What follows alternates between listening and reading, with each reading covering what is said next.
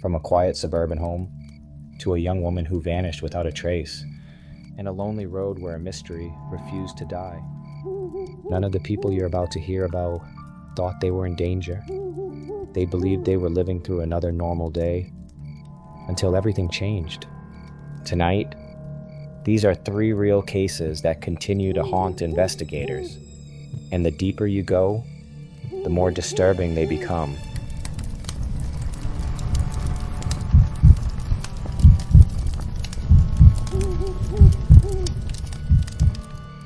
On the evening of July 22, 2007, the Petty family settled into what they believed would be another ordinary summer night in Cheshire, Connecticut. Dr. William Petit, a respected endocrinologist, was at home with his wife, Jennifer, and their 2 daughters, Haley and Michaela. Nothing about that evening suggested it would become one of the most devastating home invasions in modern American history. Sometime after midnight, 2 men entered the family's home through an unlocked basement window. Investigators later determined that the suspects had been in the neighborhood, looking for a house to burglarize. Instead, the crime quickly escalated far beyond theft. The intruders confronted Dr. Petit while he slept. During the struggle, he suffered severe injuries and was restrained in the basement. With him unable to intervene, the attackers took control of the house. Over the next several hours, the situation became increasingly desperate. Jennifer Petit was forced to accompany one of the intruders to a local bank after it opened that morning.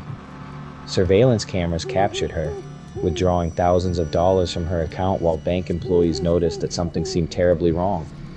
Following banking procedures, staff contacted police. Officers quickly began investigating the suspicious withdrawal.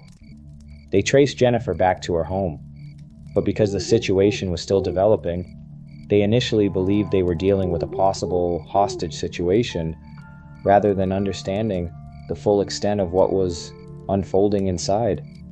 Meanwhile, back at the house, the family remained trapped. As investigators later reconstructed the timeline, they found that opportunities to resolve the crisis safely became increasingly limited as the hours passed. At nearly the same time, the suspects attempted to flee. Police confronted them outside the home, leading to a pursuit that ended with both men being taken into custody. The investigation that followed revealed overwhelming forensic evidence connecting the suspects to the crime. Physical evidence recovered from the home, surveillance footage from the bank, witness statements, and additional forensic testing helped investigators reconstruct nearly every stage of the attack. The case quickly became national news. Communities across the United States followed every development, struggling to comprehend how such a devastating crime could occur in what appeared to be a quiet suburban neighborhood. During the trials, prosecutors presented extensive evidence detailing the planning, the timeline of the invasion, and the actions of the 2 defendants throughout the night. The proceedings lasted for years and drew widespread public attention. Ultimately, both men were convicted on numerous charges connected to the home invasion and the deaths of Jennifer, Haley, and Michaela Petit. The case also sparked discussions about policing tactics during hostage situations, home security, criminal sentencing, and victims' rights. It influenced conversations well beyond Connecticut and remains one of the most closely studied home invasion cases in recent American history.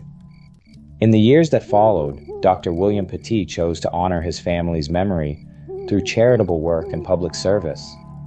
Rather than allowing the tragedy to define only loss, he established efforts to support education and assist families facing hardship.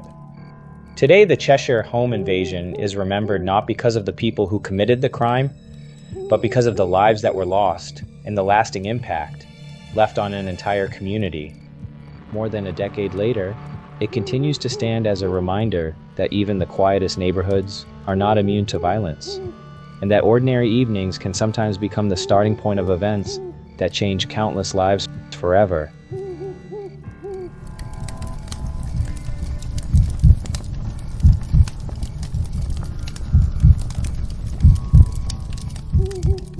On the morning of January 24th, 2006, 24-year-old Jennifer Kesey left for work.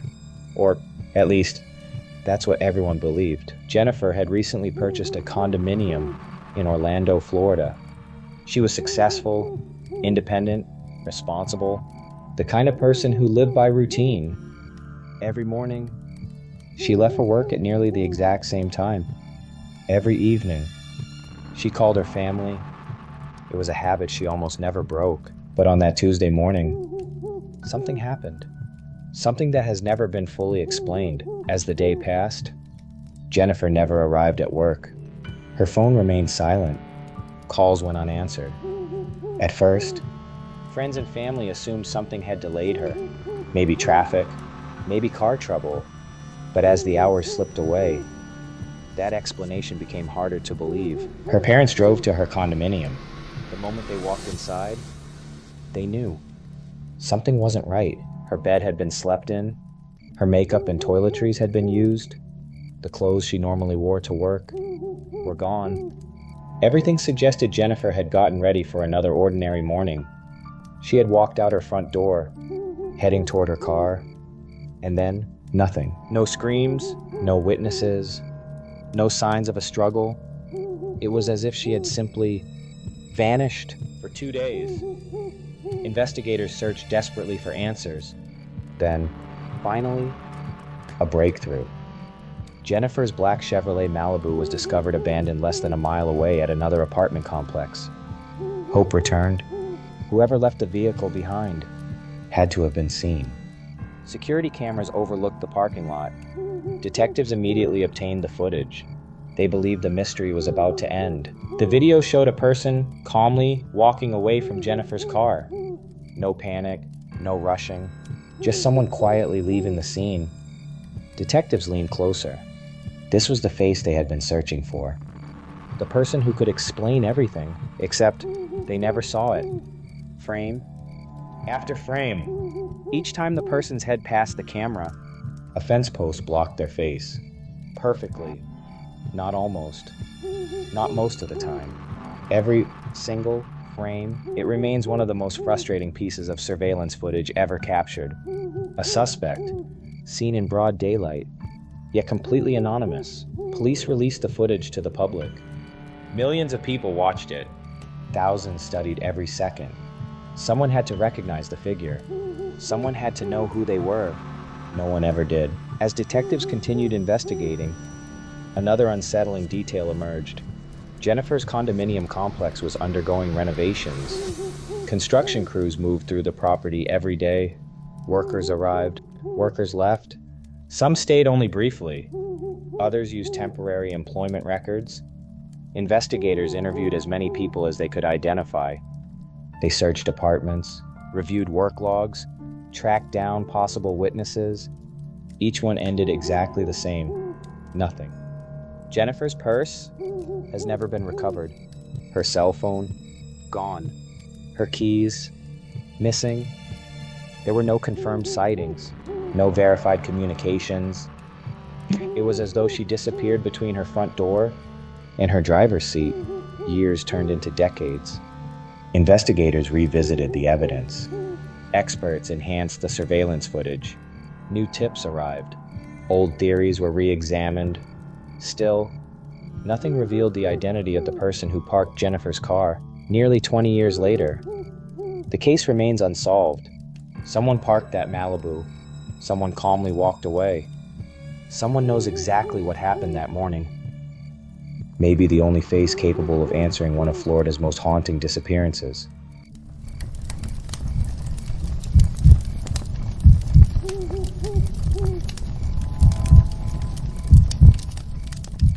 On the night of May 25th, 1989, a driver traveling along a quiet road near Richmond, British Columbia, noticed something disturbing.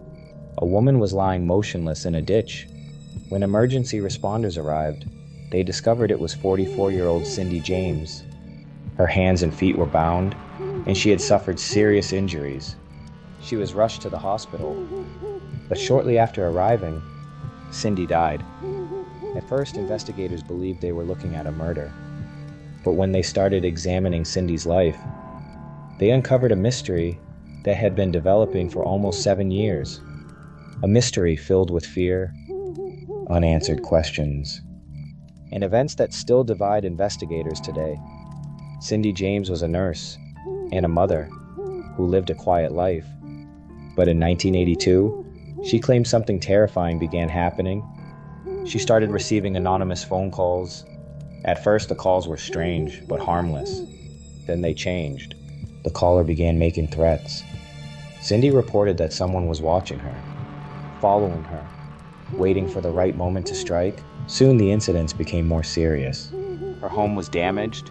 Her property was vandalized. She reported strange messages left behind and frightening encounters that made her believe someone was targeting her.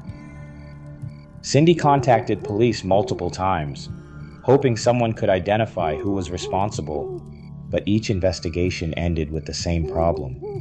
There was almost no evidence. Police searched for fingerprints. They looked for witnesses.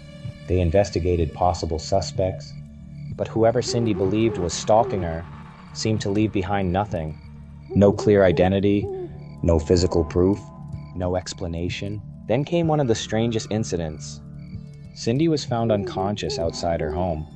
She had been restrained and appeared to have been attacked. She survived, but she could not explain exactly what happened. Months later, another disturbing incident occurred. Cindy was discovered far from home, confused and injured. Again, questions remained. How did she get there? Who was responsible? And why was there so little evidence? As the years passed, Cindy's case became increasingly controversial. Some investigators believed she truly was being hunted by someone who had managed to avoid detection for years. They believed a dangerous stalker was responsible, and that the lack of evidence only showed how careful the person had been. But others began questioning the events. They wondered how someone could commit so many crimes without leaving behind a single, reliable piece of evidence. The case became a mystery within a mystery. By 1989, after years of fear and uncertainty, Cindy James was found dead. The investigation that followed raised even more questions. Authorities examined the evidence. They looked into her history. They considered every possibility, but no clear answer emerged. There was no suspect, no confession, no final explanation. The case gained attention across Canada and around the world because of one unsettling question. Was Cindy James the victim of a person who was never caught? Or was the truth hidden somewhere else? Decades later, people still debate what happened. Friends and supporters believe Cindy was telling the truth, and that someone responsible for years of terror was never identified. Others believe the circumstances surrounding the case suggest a different explanation. But one fact remains: the complete truth may never be known. The case of Cindy James remains one of the most unusual and haunting mysteries in Canadian history. A story of fear, a story of unanswered questions, and a reminder that sometimes the most disturbing mysteries are not the ones with obvious answers. They're the ones where the final piece of the puzzle is missing forever.